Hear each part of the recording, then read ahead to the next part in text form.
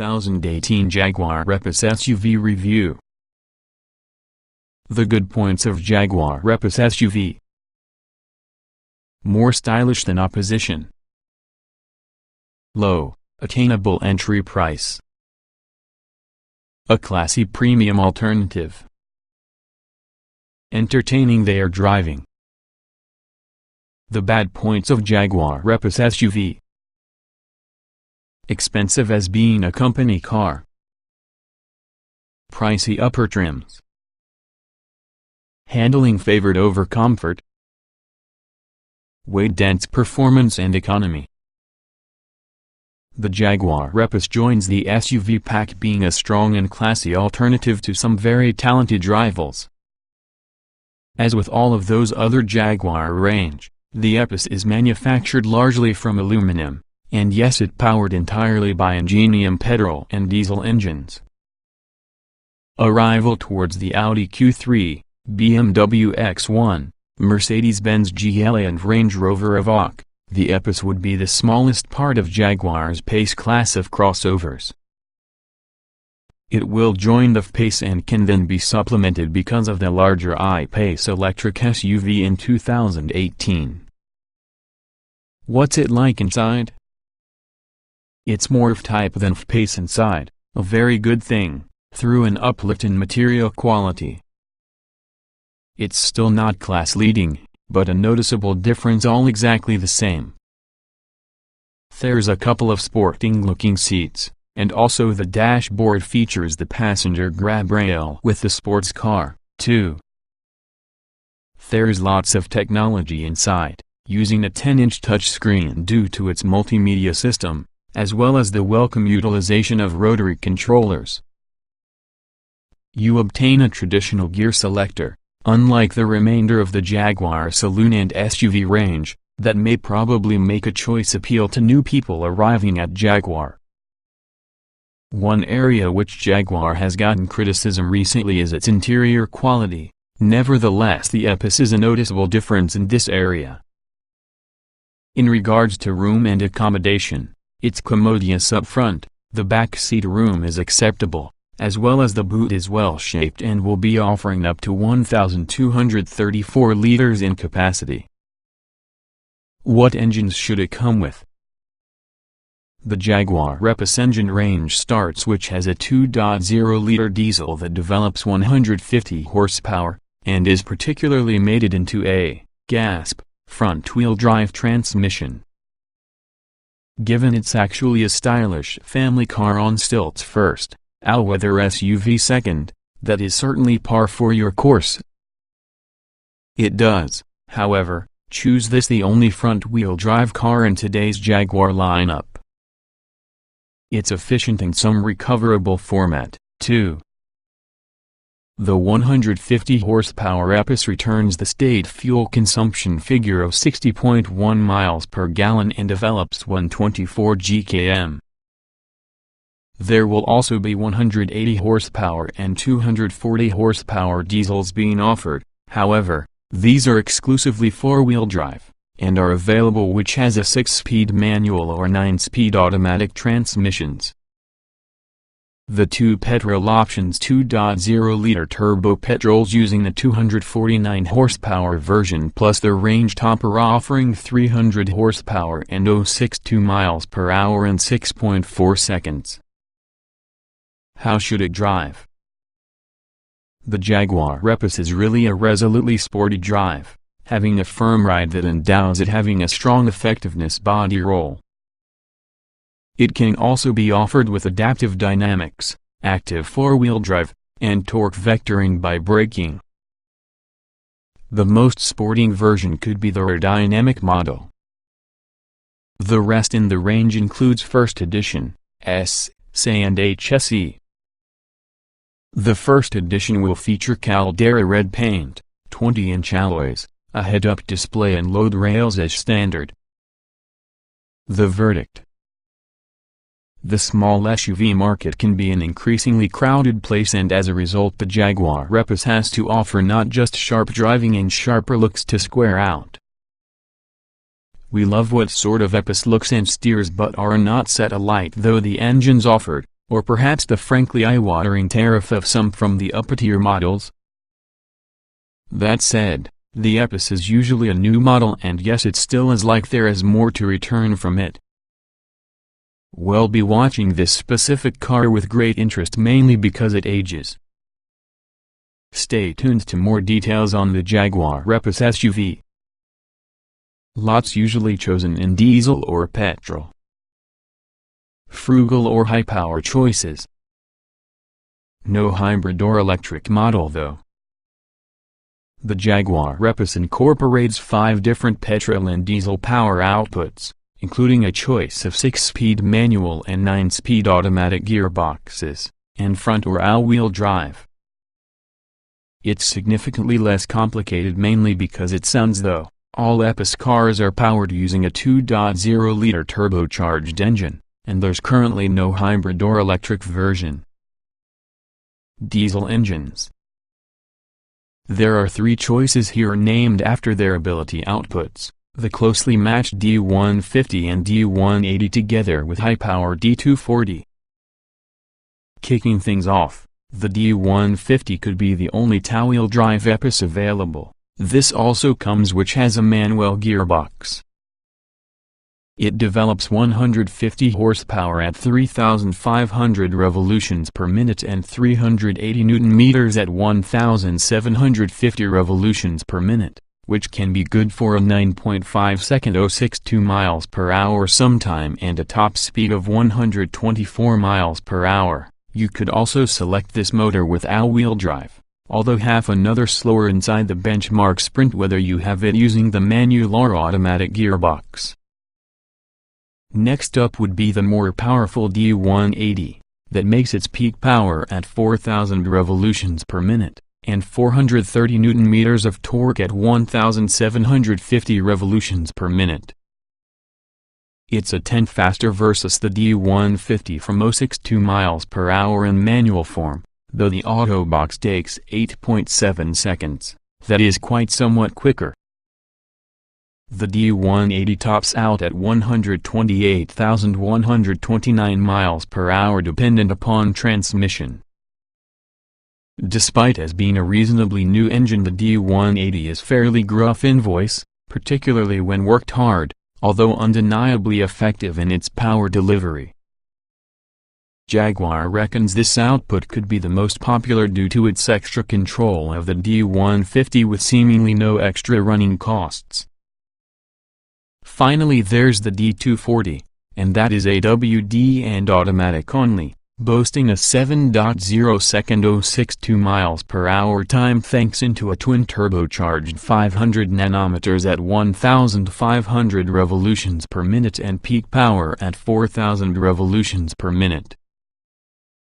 This engine feels like a great all-rounder.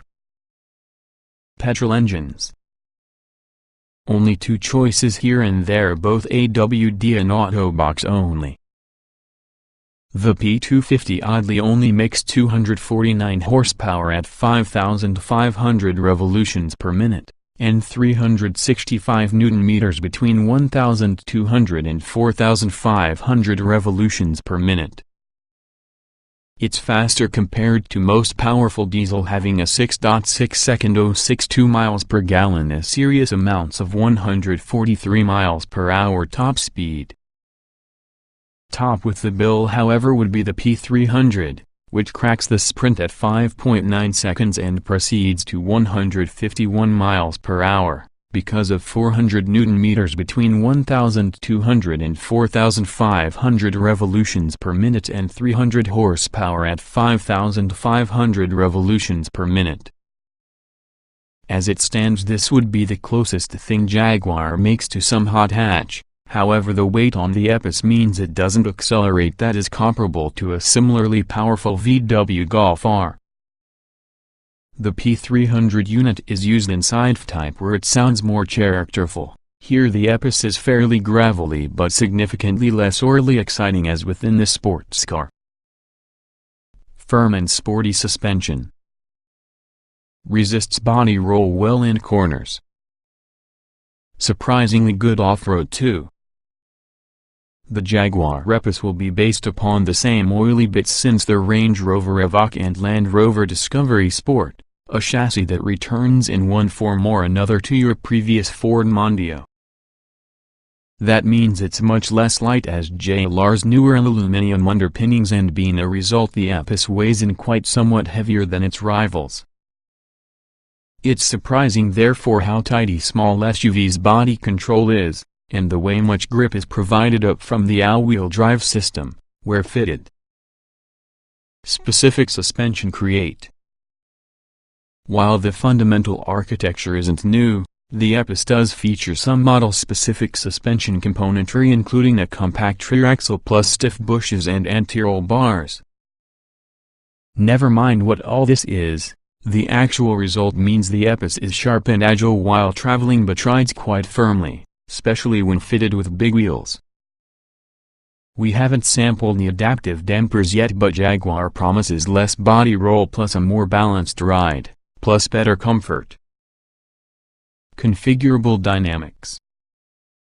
All E-Pace models have the drive control system, that has 4 drive modes including normal, dynamic, eco plus rain, ice and snow.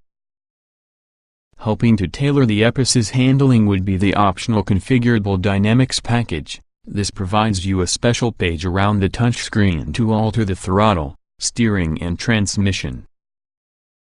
This system also configures the adaptive suspension, where fitted. Active driveline all-wheel drive. All E-Paces except for that D150 model have all-wheel drive, but you will find 2 types of AWD drivetrain it is possible to choose from. The standard car includes a typical Haldex-based system similar to part-time all-wheel drive cars, which powers the top wheels until slip is detected, gets hot or can shift engine torque rearwards. This is available for the D150, D180 and P250. The most notable diesel and petrol engines work with a more sophisticated active driveline, which has a similar rear differential towards the Range Rover Evoque or Ford Focus RS. As such, it might direct around 100% of these torque with the idea to rear wheel to guarantee maximum cornering control in inclement conditions. All surface progress control. An optional low-speed cruise control used by off-roading as well as other low traction situations, all surface progress control definitely makes the most with the grip available, helping you to concentrate on steering. The system gets control of the engine and brakes and may be set between 118 miles per hour, to keep up a comfortable, steady speed on inclines and descents. We tested this technique off-road and located it delivered a fuss-free and effortless drive on some pretty tricky terrain. Driver-focused cockpit. Inspired by F-Type interior. Quirky Jaguar Cub graphics. The E-Pace's cockpit is usually a similar layout on the F-Types and appears quite clean and uncluttered, with many different functions taken care of through the newish central touchscreen. Jaguar's engineers were keen to indicate it was important to retain some physical controls for stuff like the air conditioning, plus the design of these was inspired with Leica camera lens. A central grab handle divides the dashboard into wraparound driver and separate passenger zones, and around the whole the type of material used are plush and nice to see. Driver-focused features. Whether you pick the 12.3-inch digital dials and full-color head-up display, all with the information and controls to the E-Pace are pointed inwards to your driver. The wheel itself has a lot of buttons for such things as menu selection and cruise control, while a stick-type gear shifter is employed rather versus the more normal Jaguar rotary dial. Some quirky features we've not found in a JLR car before provide E-Pace some personality, such because Cub graphic across the bottom in the windscreen and Jaguar animal print within the rubber storage box mats. Harsh ride on standard dampers. Big wheels don't aid in this regard. Lots of thought gone into cabin. We've only driven the E-Pace with standard, non-adaptive dampers plus big wheels, which gave the Jaguar a good firm ride. That said, E-Pace is as unforgiving, but infinitely better around the optional adaptive dampers. We suspect small car will likely be much better when so equipped. Frustratingly, in that case, your choice then is usually to opt for small wheels that don't suit your vehicle, in order to select large wheels with expensive adaptive dampers.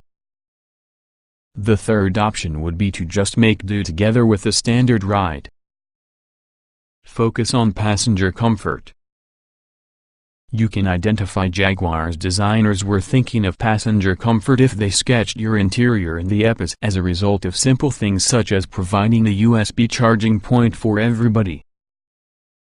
There's an 8.4-liter stowage compartment between the top seats and also a 12-volt socket and also a smartphone holder and tablet retainer. The lockable glove box adds an additional 10.1 liters of space, precisely the same measurement as each from the front door bins that incorporate special bottle holders too. Plenty of cabin space at the start. This isn't a massive SUV, so front seat passengers naturally fare better for room, but those from the back aren't shortchanged because of extra space liberated by scalloped seat backs. We found the panoramic roof to be a tad whistly about the move, plus the Ingenium diesel engines are noisy when pushed hard. The seats are firm and supportive, encouraging good posture rather than allowing you to slouch into them, which can be actually quite advantageous on the long journey. Decent quantities of standard equipment along the range. All have modern finishes except the regular portfolio. And range of expensive options assist you to tailor the spec. There are 4 familiar Jaguar trim levels inside the XF hierarchy: Prestige, Sport, Portfolio and S. Standard Jaguar XF saloon equipment. Entry trim could be the grandly titled Prestige grade, which secures chrome surround on the front grille and side vents. Rear parking sensors. 17-inch lightweight alloy wheels. Bixen on headlamps with integral LED day running lights and indicators. Auto lights and wipers. Keyless ignition. Cruise control with speed limiter. Leather seats with the electric recline within the heated front pair. Leather-wrapped multifunction leader. Automatically dimming rear view mirror. Aluminum dashboard trim complemented with a gloss black veneer. In-control infotainment system by having an 8.0-inch touchscreen. With our Sport, the offer is, unsurprisingly, focused towards the athletic image. Sport body kit and spoiler. Dark satin exterior finish. 17-inch turbine or 18-inch helix alloys. Stiffer sports suspension arrangement. Leather seats with contrasting stitching. Dark headlining. Metal finish pedals.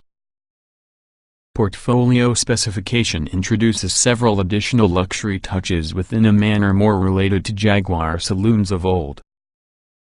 Electrically heated windscreen. Keyless entry. Reversing camera. Front parking sensors. Automatically dimming and folding door mirrors. 17-inch aerodynamic alloys, or 18-inch fan design on more robust models. Leather seats electrically adjustable inside the front. Leather dashboard with shiny figured ebony trim. Luxurious carpet mats. 380-watt Meridian audio system. Topping the number are the V6 engined S models, which combine factors of both the Sport and Portfolio along with own unique touches. More aggressive S body kit. Adaptive dynamics. Sport suspension. 19-inch Razor alloy wheels. Red brake calipers, electrically adjustable sports seats. 40 hours 20 minutes 40 seconds split rear seats. Dark hex aluminum trim finish. Matte gray figured ebony veneer trims. Optional Jaguar XF saloon accessories. One aspect from the Jaguar XF specification makeup is the fact, like its German rivals, there's a lot in relation to extra cost options that happen to be standard on less expensive cars. Individual options depends about the trim level you're preparing, but highlights include metallic and premium palette paints, a suite of alloy wheel choices around 20 inches in diameter, different color leather, aluminum trim and veneer options. Plus it is possible to add adaptive cruise control with braking function, adaptive suspension, self-parking function, an electric-powered sunroof and, the first Jaguar to get them, full LED headlamps. Additionally, a variety of bundles are offered grouping popular options together within a better value package. Active Safety Pack, a mixture of adaptive cruise control, lane keep aid and driver condition monitoring to evaluate the driver's tiredness, lane change merge aid and cross-traffic alert when easing backwards away from parking bays. Advanced Parking Assist Pack with surround camera system, in addition on the front parking sensors, the rest includes a 360-degree camera view, with self-park function, park exit facility and junction view camera helping you to see right and left as you nose outside of tight spaces. Black Pack, limited on R Sport and S versions, it features a gloss black grille surround and front wing vents and, with the R Sport, gloss black front bumper blades and boot lid spoiler. Cold Climate Pack, contains an electrically heated windscreen plus heating elements with the washer jets, tire and back and front seats. Head-up Display Pack, laser-based head-up display HUD function through an infrared reflecting windscreen. In Control Touch Pro Pack with Meridian digital sound system, includes a substitute 10-inch infotainment touchscreen along with a 12.3-inch adaptable digital instrument display with either 380 watts or 825 watts of power to the upgraded subwoofer. Memory Pack with power fold mirrors, automatically dimming and electrically folding door mirrors, that includes puddle lamps. Fully adjustable electric front seats possess a memory function too, aforementioned only for the driver's side for Prestige and R Sport XFs. Parking Pack, exclusively about the Prestige trim. It offers front parking sensors along with a reversing camera. Power Convenience Pack, keyless entry you need to function, combined with the electrically raising and lowering boot lid, with 2 additional 12-volt sockets, one inside the boot itself, the other inside rear from the car. Rear Comfort Pack, heated front and back seats are complemented by Ford-Zone climate control, manual blinds on the trunk doors and an electrical blind for the spine window. Full 5-star crash test score from Euro NCAP. An inherently safe executive saloon. Further safety kit is elective. When crash tested because of the safety experts at Euro NCAP, Jaguar XF was awarded an entire 5-star rating. All XFs include 6 airbags, electronic stability control, lane departure warning, pedestrian contact sensing bonnet, all surface progress control, extra traction at low speeds for automatic versions, traffic sign recognition and also a pair of ISOFIX child C8 mounting points inside the back. A suite of further options available and 2 on the optional packages. Integral towards the advanced parking assist option is usually a 360-degree camera function, including self-park and drive-out facilities, as well being a junction view camera which splits the screen to demonstrate what's on the left and right since you ease from obscure junctions. Second could be the appropriately titled Active Safety Pack, including adaptive cruise control to watch the speed with the vehicles before, and also lane keep aid LK and driver condition monitoring DCM to appraise the apparent state of alertness in the driver. A reverse traffic detect feature, sensing the oncoming presence of vehicles when you back away from a parking space, can be integral to this particular pack. More space for anyone and luggage now. Top spec models possess a 40 hours 20 minutes 40 seconds split rear seat. Plenty of storage cubbies inside upmarket cabin.